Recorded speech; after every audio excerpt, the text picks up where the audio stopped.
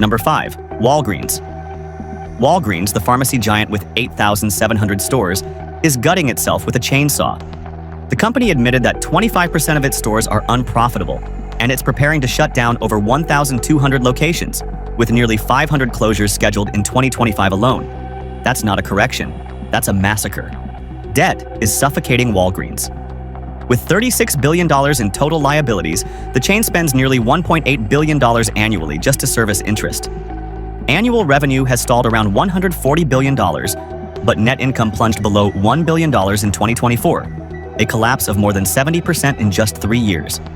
Meanwhile, cash flow is evaporating, leaving the company scrambling to sell off real estate and slash costs. Layoffs are accelerating. In mid-2024, Walgreens cut 10% of its corporate staff, translating to more than 1,600 jobs gone overnight. Add in the store closures, which eliminate another 15,000 retail jobs, and you've got a workforce being gutted on a historic scale. Each closure leaves behind communities without pharmacies, turning medical deserts into reality. The pressure isn't just financial, it's operational chaos. Organized theft is bleeding millions. Foot traffic is down 30% since 2019, and Amazon's pharmacy business is stealing billions in market share.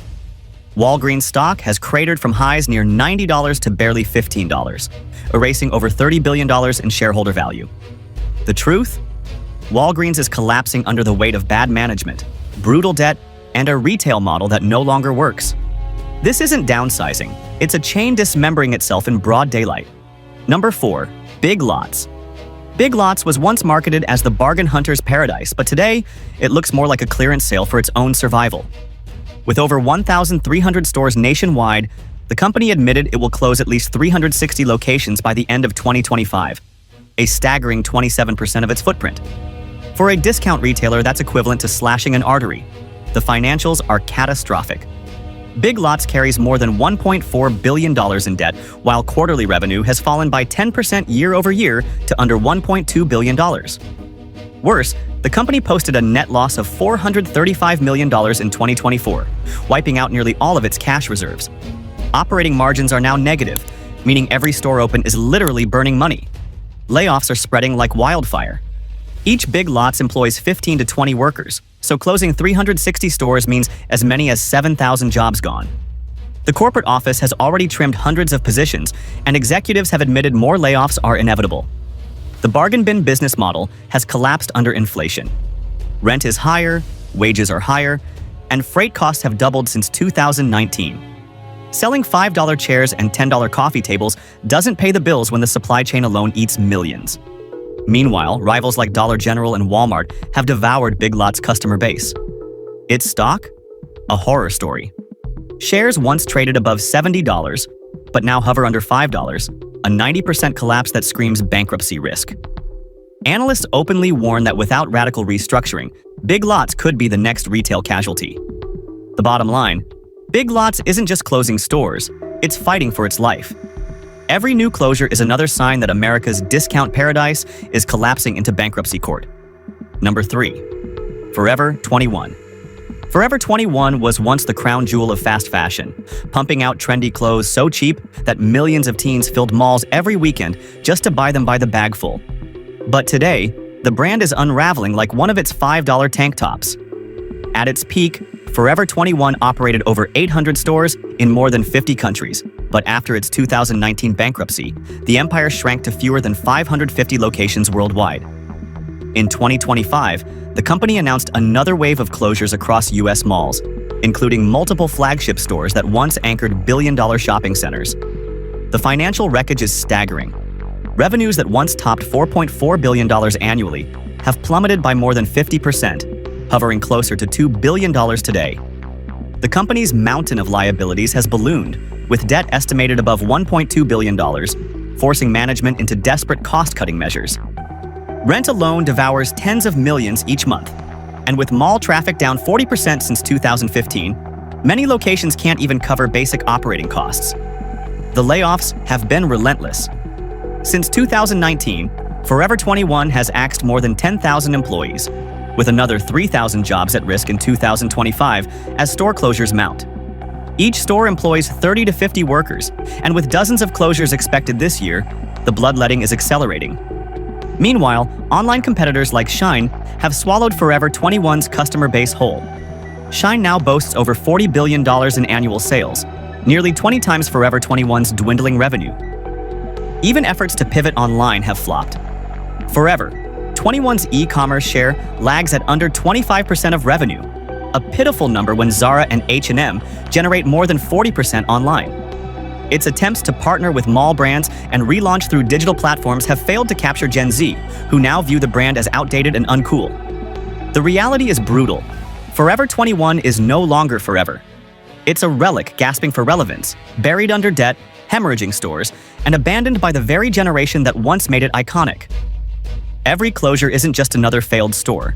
It's the death rattle of an empire that thought fast fashion could last forever. Number 2. Jo-Ann.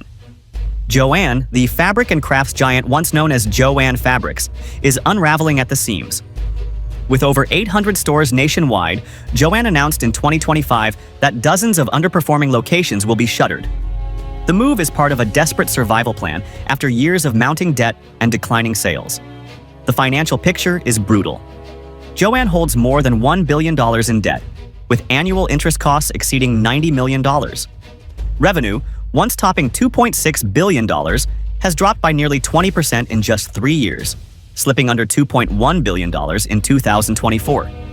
The company's stock, which debuted at $12 a share in 2021, has collapsed to under $1, effectively wiping out billions in shareholder value and flashing bankruptcy warnings in neon lights. The closures carry human costs. Each Jo-Ann store employs roughly 25 to 30 workers, and with dozens of closures planned, thousands of jobs are on the chopping block.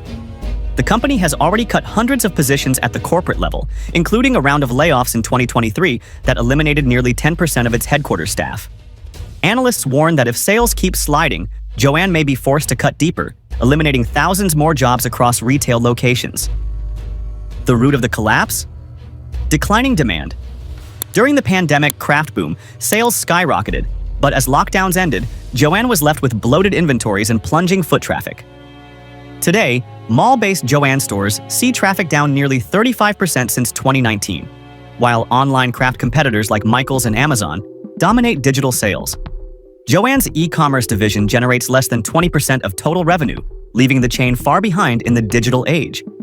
What was once America's crafting paradise has turned into a financial nightmare. With debt mounting, revenue collapsing, and store closures spreading, Jo-Ann's unraveling is not just about fabric. It's about the very fabric of a company that may not survive another economic storm. Number 1. Walmart. When even Walmart, the most powerful retailer in the world, starts closing stores, you know America's retail system is in crisis. Walmart operates more than 4,600 U.S. stores, generating over $648 billion in global revenue in 2024. Yet in 2025, the giant announced targeted closures in 6 states, including 6 in California alone, sending shockwaves through the industry. The financial numbers tell a chilling story. Walmart carries a staggering $59 billion in total debt, with annual interest payments exceeding $2 billion. While revenue continues to climb, profit margins are shrinking. Net income, which once comfortably sat above $15 billion annually, dropped by more than 20% in the past 2 years, pressured by rising wages, theft, and soaring logistics costs. Losses from shrink, organized theft, and inventory disappearance alone cost Walmart over $3 billion annually, making some stores completely unprofitable. Layoffs are becoming unavoidable. In 2024, Walmart quietly cut thousands of corporate and warehouse jobs, with another 2,000 positions eliminated at e-commerce fulfillment centers. Each store closure adds dozens more to the unemployment lines, with hundreds of workers per location losing their livelihoods. The company is simultaneously remodeling and opening new stores, but the closures are undeniable evidence that not every Walmart location is sustainable. The cultural impact is seismic. Walmart isn't just a store, it's the backbone of countless American towns. When a Walmart closes, local economies collapse. Studies show that median household spending in towns without Walmart drops by nearly 15%, and small businesses, once reliant on Walmart-driven traffic, face mass bankruptcies. Walmart's stock, while still a juggernaut, has lost nearly 15% of its value in 2025, erasing tens of billions in market cap. The message is terrifying. If even the king of retail can't keep all of its stores alive, What hope is left for smaller chains? Walmart's closures aren't trimming fat. They're an omen that the foundations of American retail are cracking under economic pressure.